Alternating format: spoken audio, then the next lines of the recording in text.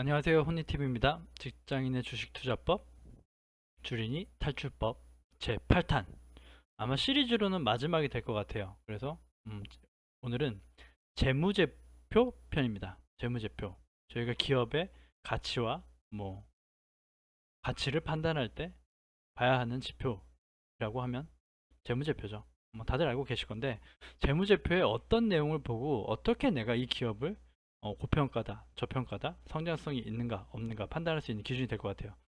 재무제표를 보면 굉장히 복잡해요. 되게 많고 내용도 많고 상세하게 다 공부하기가 쉽지 않습니다.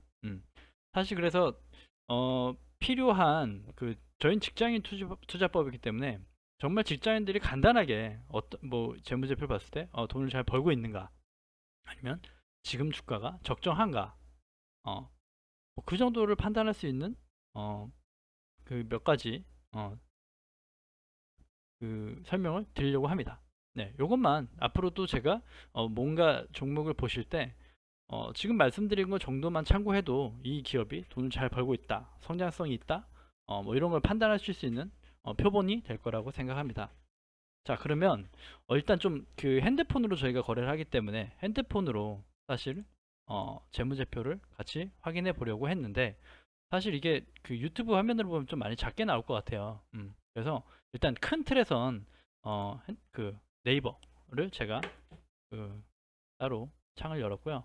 여기서 한번 중요한 것들을 집어서 훑어보고 핸드폰에서 살피는 법도 한번 살펴볼게요. 자, 일단 카카오를 준비했는데요. 자, 카카오가 지금 38만 9,500원의 주가를 형성하고 있습니다. 자, 과연 이 기업이 돈을 잘 벌고 있으며 지금 싼 것인가 비싼 것인가, 저평가인가 고평가인가, 이런 걸 판단해 보려고 하는데, 일단 그냥 지표입니다. 재무제표 상의 현 카카오 상황을 말씀드릴게요.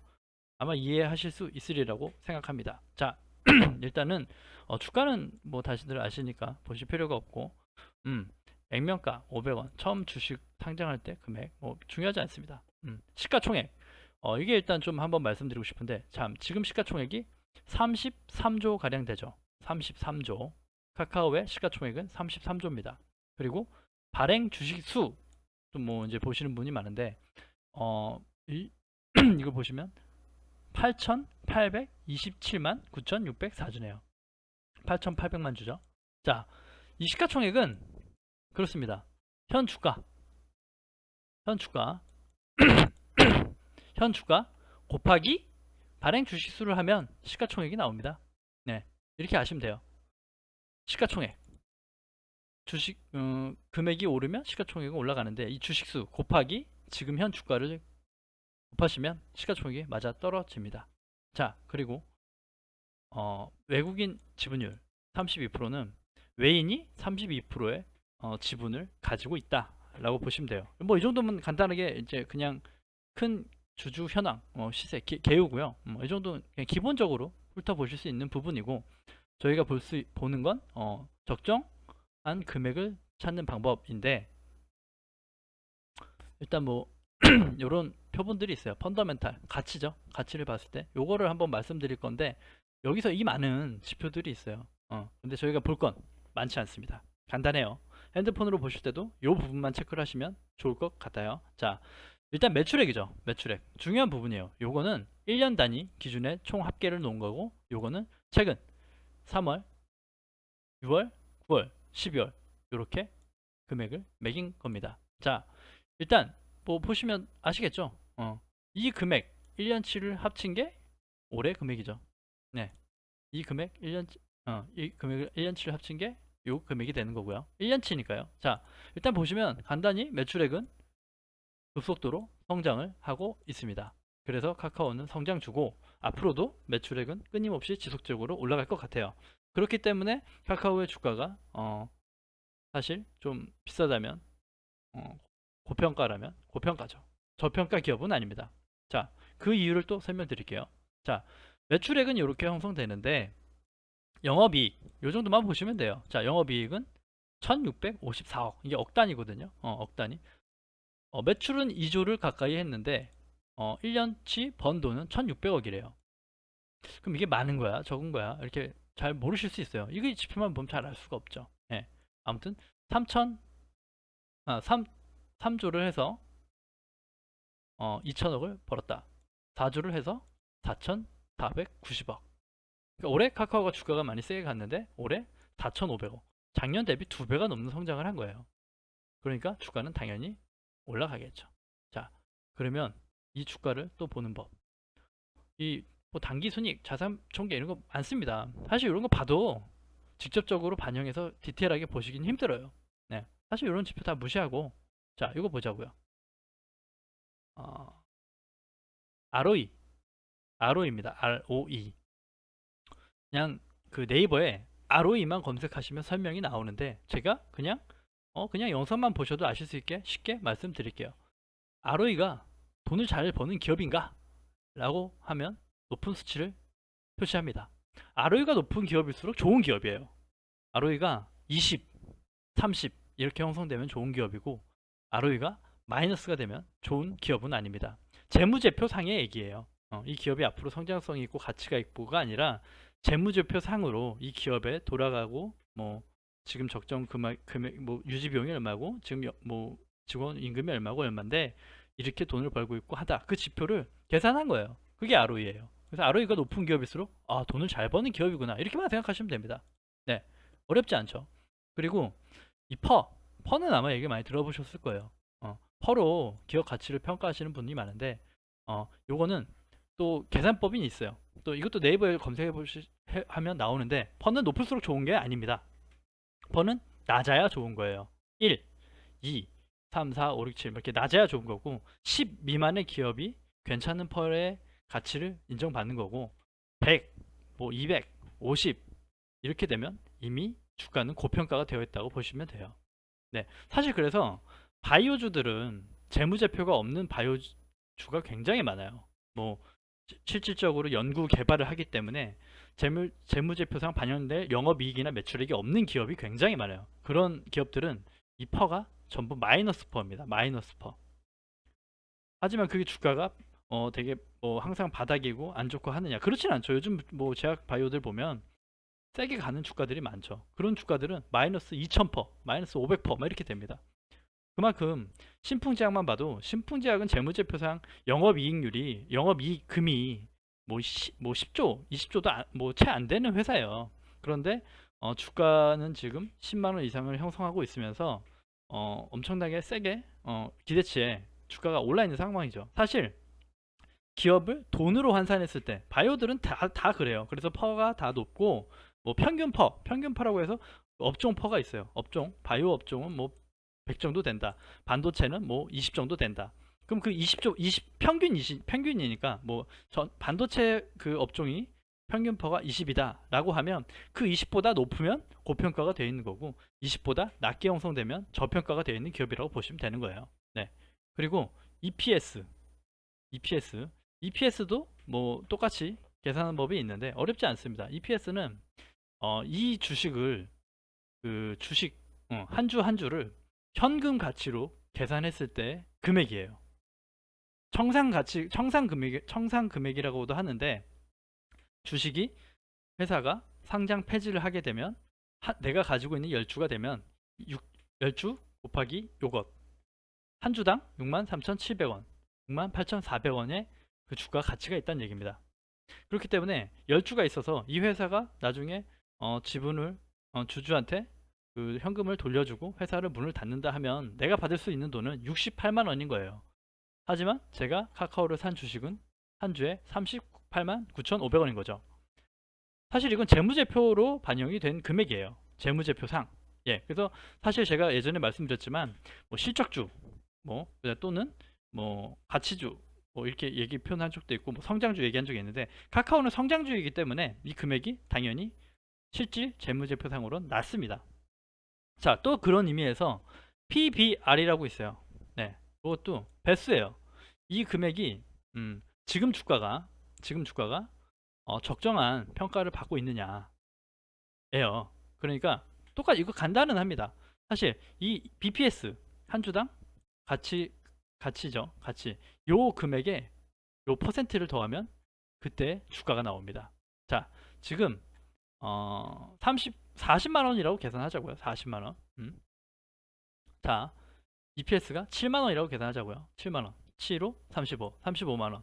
이런 식이에요. 그러니까 그냥 그대로 표기를 한 거고 PBR이 1, 1이 1이라고 그 기준을 뒀을 때 1이라고 하면 적정 주가를 적정 주가가 반영이 된 거고 PBR이 높을수록 이건 좋은 게 아니에요. PBR이 낮아야 좋습니다. 예를 들어 저평가 기업들은 PBR이 0.0, 0.1, 0.3, 0.0 몇 이런 식으로 형성이 돼요. 네. 재무제표 상의 얘기인데 이 재무제표가 실적주한테는 굉장히 중요하겠죠. 네. 그래서 이런 기본적인 제가 말씀드렸던 거, 자 EPS, 퍼, BPS 뭐 요 정도와 매출, 영업이익 요 정도만 보셔도 이 기업이 고평가가 돼 있다, 저평가가 돼 있다, 뭐 동종 퍼는 얼마다 라고 평가를 하시면서 지금 이 주식이 좀 싸다 라든가 지금 이 주식 좀 비싸다 라고 판단하실 수 있는 기본의 베이스가 되실 수 있을 거라고 생각합니다. 자, 반대로 삼성전자를 한번 볼게요. 삼성전자고요. 삼성전자 재무제표를 보시면 완전 달라요. 예.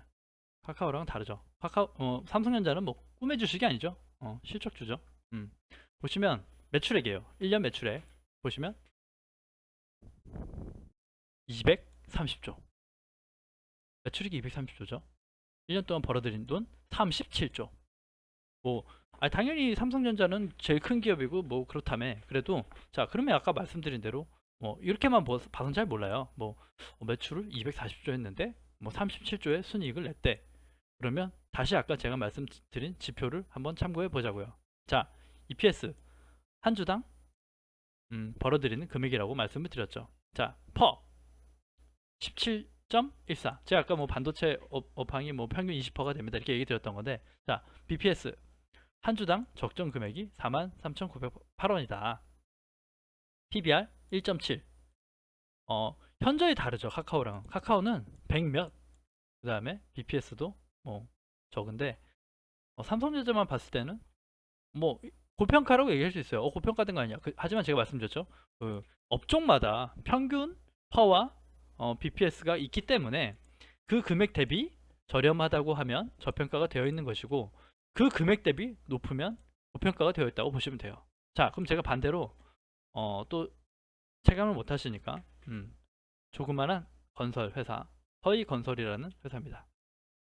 서희건설의 재무제표를 말씀드릴게요. 자, 지금 주가는 1385원이에요.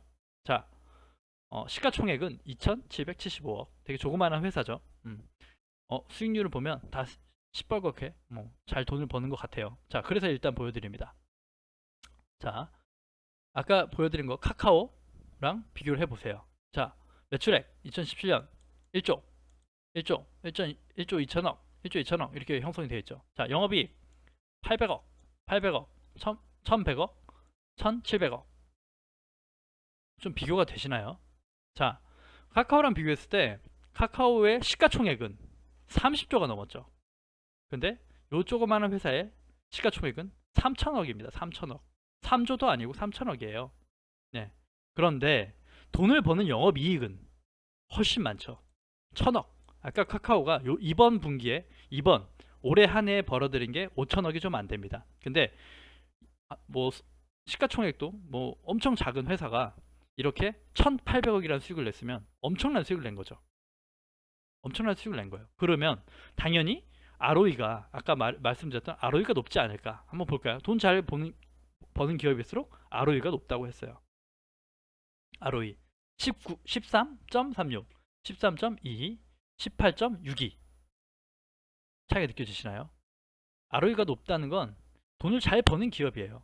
돈을 잘 버는 기업. 자, 이게 올해 분기별인데 올해 분기별을 보시면 아직 뭐 올해 거는 최종 작성이 되어 있지 않습니다. 자, 올해 평균 퍼가 20이 넘죠. 20이 넘죠. 굉장히 잘 번 거예요. 항상 돈을 잘 벌어왔는데 이번에 폭발적으로 벌었다는 거죠. 엄청 좋죠. 자, EPS 볼까요? EPS 한 주당 벌어들이는 금액이라고 그랬죠. 네, 요거는 한 주당이니까 요거 곱하기 뭐 총 발행 주식수를 하면 또 나옵니다. 자, 퍼 2.3, 3.51, 3.58. 뭐 카카오는 몇십을 형성했고, 심지어 저평가 기업이라고, 세계적으로 저평가 기업이라고 됐던 그 삼성전자마저 펄을 보면은 사실 뭐 17%, 16%, 10% 이래요. 근데 이 회사는 2.3%, 2.3%밖에 되지 않습니다. 그죠? 자, 이번 거는 연도가 아직 작성이 안 돼 있는데 전년도 거를 한번 보자고요. 전년도 거 2019년 19년입니다. 19년 1년치 평균인데, 이때는 뭐 지금은 더 좋지만, 이때 보면 BPS 주당 벌어들이는, 주당 주식 가치죠. 1867원 청산했을 때 가치라고 말씀드렸죠. 지금 금액이 1385원이에요. 1385원. 이때 금액이 1385원이니까 사실은 2017년 청산 가치보다도 항상 높은 BPS를 형성하고 있습니다. 그럼 당연히 이 PBR이 1일 때 적정 주가를 반영되고 있는 거야 라고 말씀드렸어요. 그럼 당연히 1이 안 되겠죠. 저평가를 받고 있는 거예요. 보시면 아시겠죠? 0.85, 0.7, 0.6입니다. 돈을 잘 벌고 재무제표도 좋은데 주가가 반영이 안 됐다. 사실 이게 저평가가 된 기업이에요. 당연히 업종퍼가 있겠죠. 아까 말씀드렸던. 근데 이 건설업계, 이 부동산 관련 주들은 전부 돈을 잘 벌어요. 돈을 잘 버는데 주가에 반영은 잘 되지 않습니다. 평균퍼가 있으니까요. 하지만 이 기업만 봤을 때 정말 돈을 잘 벌고 탄탄한 기업이다라고 볼 수 있겠죠. 일단 재무제표 이렇게 봐서 펀더멘탈을 내가 매기는 거예요. 이 기업의 가치를 매기는 거예요. 대충 재무제표로 설명이 되셨나요? 네. 그러면 서희건설이 지금 뭐 금액이 어떠냐? 이렇게 주가가 잘 되고 저평가라며. 그럼 한번 볼까요? 서희건설이 평가가 잘 돼서 반영이 되고 있는지. 아까 분명히 아니라고 말씀드렸는데 보시면 서희건설 저희 넣어놨죠. 한번 차트 한번 볼게요. 자, 요거 저번 영상 때 요거 때문에 안 보이시는 것 같더라고. 자, 볼게요. 지금 주가가 1420원이에요. 올해 돈을 굉장히 많이 벌었다 그랬죠. 전년 동기. 전년 동기도 많이 벌었고. 근데 아까 BPS 보시면 이 주식은 항상 적정 주가를 온전히 받은 적이 없는 종목이에요. 토해주죠. 토해줘. 부동산 업계가 다 그래요. 부동산 업종이 다 그래요. 음. 다른 건설사 하나 또 예를 볼까요?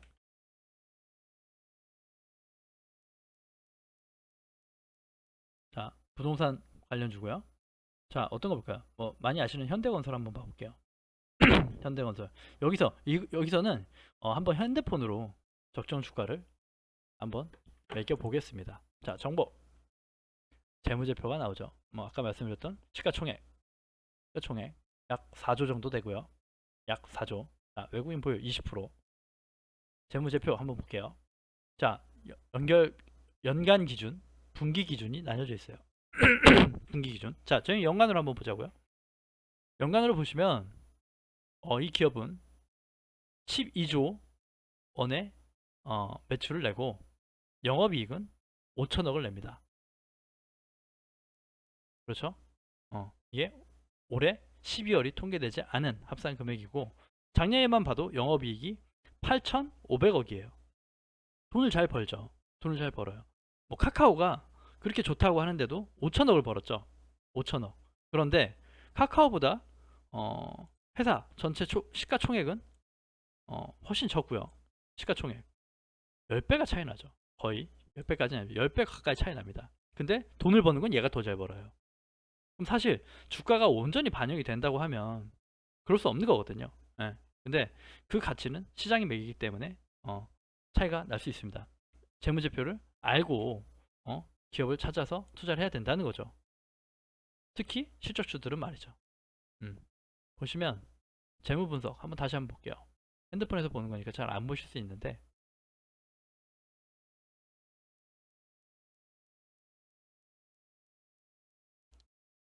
볼까요? 정보, 재무 정보. 음. 다 돈을 잘 벌죠. 돈 잘 벌죠. 자, 그런데 왜 저평가가 되고 주가가 반영이 되지 않느냐. 그러면 말이 안 되잖아요. 좋은 기업은 펀더멘탈이 살아있고 가치가 있고 뭐 좋은 주식은 그 적정 주가를 받아야 되는데 이 부동산 관련주들만 봐도 정확한 아까 1위 기준이라고 하는 PBR 기준으로 PBR이 1이 넘는 기업이 많지 않아요. 거의 다 마이너스 PBR이에요. 마이너스라고 하면 0. 몇 뭐 이런 식이죠. 다 저평가 되어 있는 거예요. 그런데 왜 평가가 안 되느냐? 왜 평가가 안 돼? 그럼 무조건 이 저평가 주식 사야 되는 거 아니냐? 돈 잘 번다며. 돈 잘 버는데 이 기업을 사야 되면 무조건 나중에 그 금액이 오지 않느냐? 사실 그게 그렇지가 않아서 그래요. 그게 그렇지가 않아요. 왜냐면 시장은 제가 맨날 소외주 얘기 드리는데 시장에서 아무리 좋고 돈을 잘 버는 기업도 별로 관심이 없고 거래가 일어나지 않는다면 주가가 오르지 않는 거예요. 네. 그게 우리나라 주식의 기본입니다. 알고 주식을 하셔야 돼요. 그래서 재무제표를 물론 보고 제가 보자고 하는 이유는 재무제표가 너무 안 좋고 위험하고 안 좋은 주식들은 웬만하면 피하고 걸을 수 있는 능력을 갖추자. 그래서 공부를 하자고 하는 거죠. 네. 사실 이유는 있어요. 소외돼서 뭐 거래량이 없는 이유가 있는데 사실 우리나라는 하나 좀 다른 그 이야기를 하나 드릴게요. 미국에서 예를 들어 미국 주식 얘기인데 몇 달 전이에요. 코카콜라라는 주식은 다 아실 건데 코카콜라라는 주식이 막 뭐 되게 우량한 주식이죠. 항상 이렇게 금액을 형성하다가 예를 들게요. 한 50달러 형성하다가 그 재무제표 실적 발표를 하죠. 우리나라 기업도 실적 발표를 하는데 실적 발표를 해가지고 이번 코로나 때 팬데믹 때 어닝 서프라이즈를 기록했대. 그래서 엄청난 실적이 나왔다라는 기사가 나와요. 그러면 주가가 오릅니다. 한 7, 8%가 올랐어요. 그날 하루에 그 무거운 코카콜라도 하루에 7, 8% 급등이 나왔죠. 네. 근데 우리나라를 예를 들어 볼게요. 우리나라를 예를 들면 너무 달라요. 자, 삼성전자가 너무 안 좋아서 차트 잠깐 보면서 얘기 드릴 건데 너무 안 좋아서 코로나 때 너무 안 좋아서 돈을 못 벌었대. 아니, 돈을 못 벌 것 같대. 근데 재밌는 입자를 하나 찍어서 보여드릴게요. 제가 거래했다고 했던 부분이죠. 요 날입니다. 이 큰 음봉이 나온 날 보이시나요? 이날이 실적 발표 날이에요. 이날이 이해가 가시나요? 실적 발표를 해서 어닝 서프라이즈 기록했대요. 매출이 잘 나오고 너무 잘 나왔대요. 근데 주가는 엄청난 하방을 그려요. 엄청난 하방을. 보통 빠지는 것도 아닙니다. 삼성전자로 치곤. 심지어 주가가 잘 나왔다고 하는데 이렇게 빠져. 근데 주식시장에선 이렇게 얘기해요. 이미 실적을 선반영했다. 선반영해서 올랐기 때문에 주식을 뭔가 기사가 나왔나 우리나라 팔아라 라고 한단 말이죠. 사실 좀 구조가 너무 달라요. 사실 주식시장이 이러면 안 되거든요. 주식시장은 우리는 가치 투자, 뭐 재무제표 좋은 기업에 투자를 하면서 말 그대로 투자예요. 근데 우리나라 주식은 좀 투기성이 짙어요. 예. 그 이유를 큰 틀에서 설명드리려고 하는데 또 하나의 기사를 제가 본 적이 있는데 아주 재미있는 기사입니다. 자, 전 세계에 상장되어 있는 주식회사들이 글로벌하게 엄청 많겠죠. 뭐 유럽도 있고 뭐 전 세계를 통틀은 거예요. 전 세계를 통틀어서 기업에 저평가되어 있는 기업이 저평가되어 있는 기업을 100개를 뽑았어요. 전 세계에서 그 중에 80개인가요? 80개인가 90개인가가 우리나라 기업이었어요. 우리나라 기업. 다 적정 주가를 반영받지 못하고 있다는 거예요. 또 그 이유는 우리나라 인구 대비 인구는 5천만 명이고 나름 또 돈도 잘 벌고 좋은 기업, 삼성전자같이 좋은 기업도 있고 돈도 많이 버는 기업도 있단 말이죠. 근데 유동성이 이번에 풍부해서 많이 시장이 올라갔다고 하지만 이 전체 우리나라에 3,000개 정도 되는 코스닥, 코스피 종목에 모두 적정 주가를 반영하려면 돈이 부족해요. 사실 유입돼야 되는 돈이 많은 거예요. 훨씬 더 많은 돈이 돼야 적정하게 주가 평가를 받습니다. 자, 미국 주식 같은 경우는 적정하게 재무제표 이슈에 따라서 평가를 받아요. 어떻게 보면 더욱더 가치적인 투자가 될 수 있어요. 뭐 재무제표 봤을 때 테슬라는 너무 급등해서 아니지 않냐. 아니, 그만큼 앞으로 차를 많이 팔 거란 기대감이 똑같이 성장주로 반영이 된 거예요. 가치주가 아닌 성장주로 반영이 돼서 올라간 거고 다른 것들 재무제표가 조금 손상이 되면 빠지고 뭐 실적이 잘 나오면 오르고, 그게 기본적인 사실 주식이에요. 주식 투자고, 그런 걸 보고 재무제표를 보면서 공부하고 좋은 주식을 투자해야 되는데, 사실 우리나라 시장은 그렇지 못해요. 그거를 일단 감안하셔야 돼요. 왜냐? 100이라는 돈이 있어야 모든 그 주식의 그 주가를 공평하게 적정 주가를 매기는데, 우리나라는 30, 40밖에 채 없는 거예요. 자본이. 그렇기 때문에 외인이 많이 들어와서, 외인 뭐 투자자들이 많이 들어와서 주식시장에 들어오면 큰 시세가 나오죠. 큰 시세가 나오지만 그렇다고 한들 100을 채우지 못하는 거예요. 그래서 적정 주가를 받지 못하는 기업이 많은 겁니다. 또 하나 이런 얘기가 있어요. 홍콩이 아시아의 원래 그 주식시장의 중심입니다. 근데 홍콩이 요즘 많이 안 좋고 홍콩의 주식시장이 무너진다고 하죠. 그래서 그 유입되는 그 돈들이, 그 유동성에 있는 돈들이 우리나라가 주식의 중심이 될 거야, 막 이런 얘기가 있어요. 뭐 꿈 같은 얘기고 됐으면 좋겠는데, 그리고 나서 코스피가 지금 2200에서 2700까지 급등을 하면서도 저도 거기서 경계를 하고 있지만, 전문가들이나 뭐 언론에서, 뉴스에서 이런 얘기들이 많아요. 나중에 우리나라는 저평가되어 있고 우리나라가 투자가 들어오고 하게 되면 코스피 3천, 4천, 5천, 6천도 간다는 거죠. 사실 코스피가 그렇게 끌어올라졌다고 하면 그만큼 우리나라도 가치적인 투자를 할 수 있는 주식시장이 될 거예요. 하지만 지금은 그렇지 못하니까 사실 차트 봉도 보고 기사도 보고 재료도 보면서 대응을 해야 된다 라고 말씀드린 거예요. 그런 의미에서 또 한번 재무제표도 보고, 재무제표가 손상이 돼서 빠지는 건 반영이 잘 돼요. 뭔가 악재가 뜨면 우리나라 시장에서는 반응을 엄청나게 빠르게 합니다. 하지만 호재성이 있을 때 그만큼 힘을 실어주진 않아요. 우리나라 주식은 뭐 가치보다는 성장과 꿈을 되게 좋아하는 것 같아요.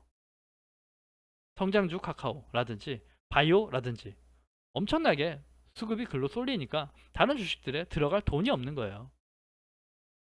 그래서 재무제표를 보고 뭐 동종 업계를 보고 적정 밸류에이션을 측정해서, 자기만의 밸류를 측정해서 좋은 투자를 하실 수 있었으면 좋겠습니다.